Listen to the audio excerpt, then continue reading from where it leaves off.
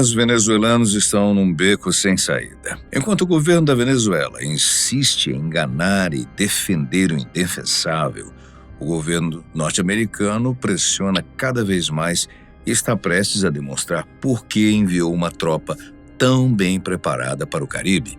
Se não houver rendição, haverá ainda mais pressão até que Maduro seja capturado e preso ou ainda viva seu último dia aqui na Terra. O fato é que a paciência de Donald Trump em relação ao seu colega de profissão, Nicolás Maduro, já chegou ao fim. O norte-americano vê o país latino como um dos maiores responsáveis pelo desastre social que as drogas estão causando nos Estados Unidos e tem usado isso como justificativa para enviar mais de 4.500 soldados, além de um grande arsenal de guerra para o Mar do Caribe, com a missão de acabar de vez com os cartéis e tirar do poder aquele que é considerado um tirano sem escrúpulos.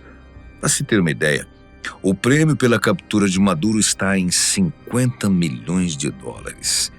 Se você fosse venezuelano cá entre nós, o que faria nessa situação? Até o momento, ninguém da população e nem mesmo da oposição daquele país teve a audácia ou a coragem de denunciar o seu governante. Mas por quê? Medo, pura e simplesmente, do regime que lá é ditado. Mas se esse fator também não é impeditivo para os Estados Unidos, não nos esqueçamos que Osama Bin Laden e Saddam Hussein, terroristas que abusaram do seu povo e debocharam do mundo ocidental, não foram só alcançados como também efetivamente eliminados pelo poder norte-americano. E se você pensa que Maduro não enxerga isso como um exemplo para si mesmo, é melhor repensar. Secretamente, ele tem contatado os governos russo e chinês pedindo por apoio de todas as formas. Aliás, se Trump ainda não invadiu de vez a Venezuela, é devido a esses dois imbróglios que, não por amor a Maduro, mas por ódio aos Estados Unidos, poderiam intervir no conflito e deixar a coisa ainda pior. Conforme a chapa vai ficando cada vez mais quente, vamos dar uma olhada nos poderios militares de cada um dos países envolvidos nesse conflito na América Latina. Um spoiler, hein? Mesmo que os americanos tenham enviado somente uma ínfima parcela das suas forças, não haveria qualquer chance da Venezuela se sair bem dessa. Veja só, os carriers, aqui chamados de porta-aviões, são verdadeiras fortalezas marítimas, que, ancoradas em posições estratégicas do globo terrestre, representam o ponto central do poder naval dos Estados Unidos, já que foram projetados para atuar como bases aéreas móveis em qualquer lugar do planeta. Os americanos hoje contam com 11 desses porta-aviões, divididos em duas classes, a Nimitz e a mais recente, a Gerald Ford.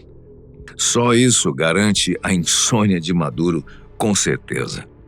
Além de levar consigo até 5.000 pessoas, essas fortalezas transportam caças de última geração que, decolando dos porta-aviões, executam suas tarefas determinadas e retornam aos navios, protegidos no oceano e longe dos olhos inimigos. A Venezuela, por sua vez, não possui nenhum único porta-aviões. Os submarinos são essenciais no combate marítimo e também marítimo-terrestre, já que podem lançar mísseis tanto por baixo d'água quanto por cima da superfície. Os Estados Unidos hoje contam com uma frota de 71 submarinos, todos movidos a energia nuclear, o que significa que não param nunca.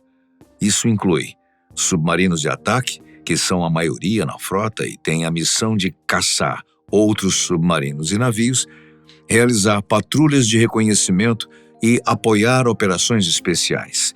Submarinos de mísseis balísticos, os chamados boomers, da classe Ohio, que são os mais sigilosos da frota, responsáveis por manter a capacidade de dissuasão nuclear.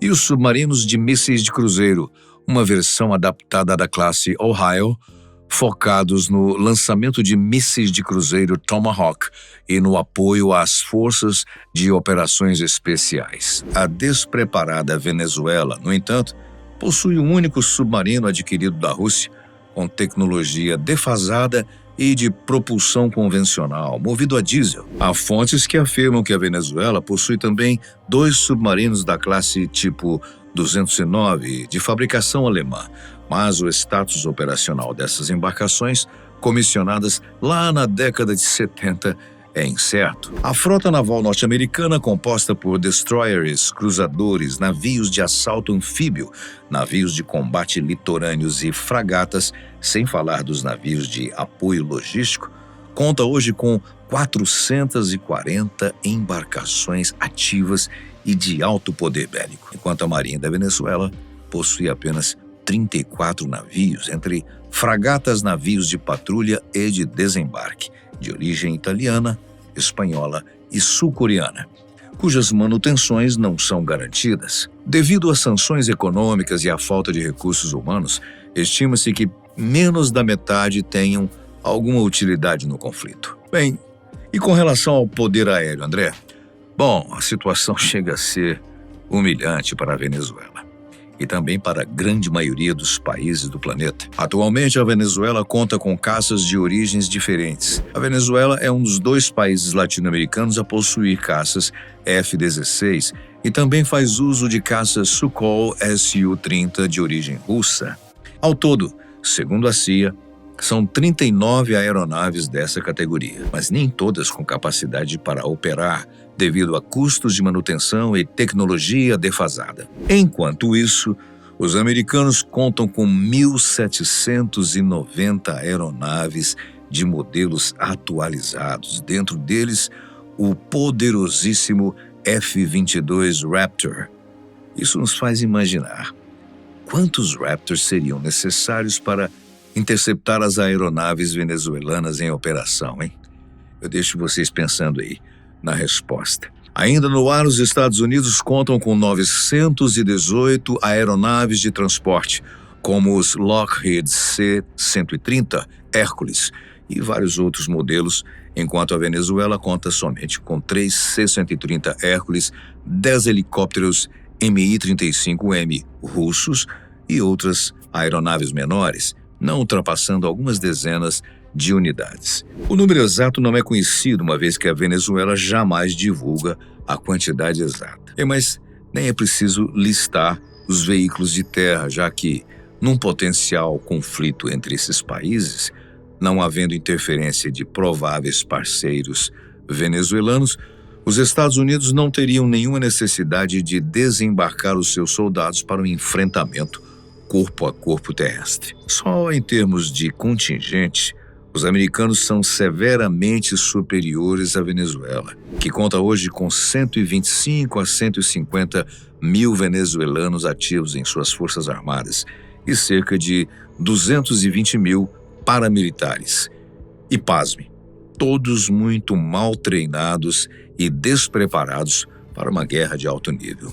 Já as forças americanas possuem cerca de 1.300.000 militares ativos. De toda forma, os quase 5 mil militares enviados para o Mar do Caribe, devido à experiência de campo, preparo e tipo de armas,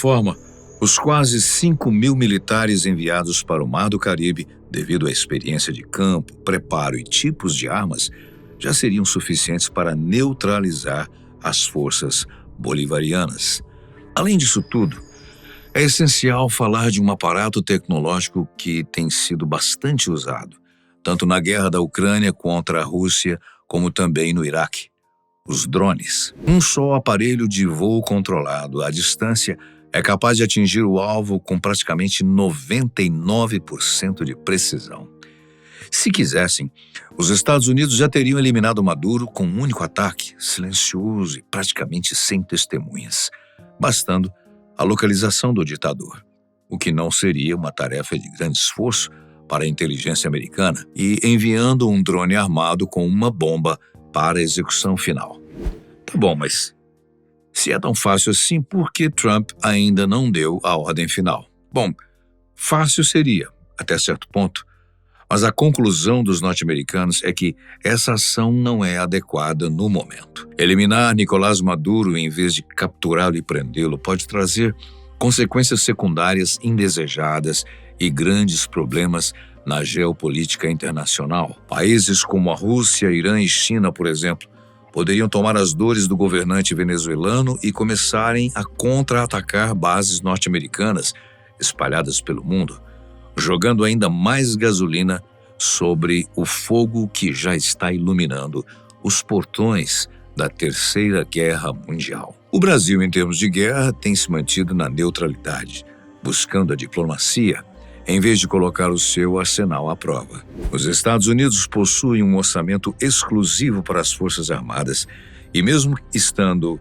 direta ou indiretamente envolvido nas guerras que atualmente assolam o Oriente Médio e Leste Europeu, ainda tem recursos suficientes para enfrentar a Venezuela e se defender de prováveis contra-ataques russos.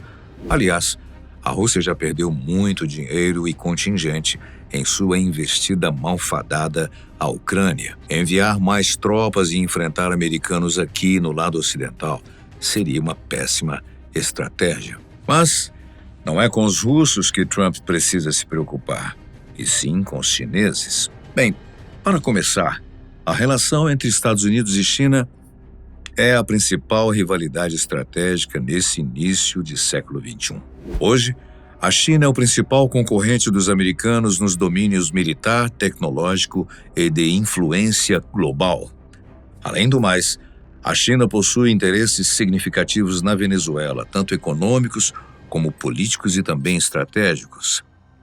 Embora seja bastante improvável uma intervenção militar direta da China, o que levaria a um confronto de alto risco a milhares de quilômetros do seu território, a pressão do presidente Xi Jinping viria de forma diplomática, bem como econômica e especialmente em operações cibernéticas, uma vez que a China é uma potência reconhecida em cyberataques. Podemos nos lembrar do South Typhoon, grupo hacker chinês que, no ano de 2024, comprometeu pelo menos 8 redes de telecomunicações dos Estados Unidos, segundo informaram autoridades americanas ao site The Economist. Os próximos dias serão cruciais para que todo esse imbróglio seja resolvido de alguma forma. Maduro, que começou seus discursos de forma ríspida e arrogante, agora vem falando mansinho e mesmo ter os Estados Unidos como parceiros na guerra contra as drogas. É até irônico. Sim, parece irônico, mas é isso que faz o medo. Fazer as pessoas mudarem a própria estratégia para que os golpes do inimigo não o alcancem e não o elimine antes.